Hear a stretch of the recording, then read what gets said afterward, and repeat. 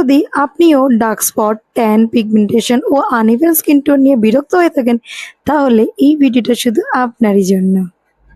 Dark স্পটের জন্য কত কি ট্রাই করেছেন, কিন্তু এই কোজিক অ্যাসিড বারটা কি কখনো ট্রাই করেছেন? আমি গত কয়েকদিন ধরে ব্যবহার করছি সানফে ডার্ক স্পট ব্রাইটনিং বার।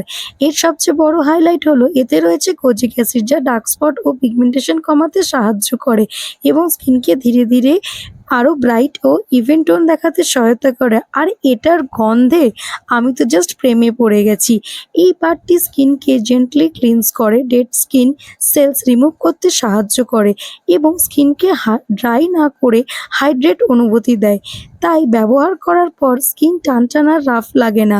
আমি সাধারণত ভেজা ত্বকে ফোম তৈরি করে 30 থেকে 60 সেকেন্ড হালকা ম্যাসাজ করি।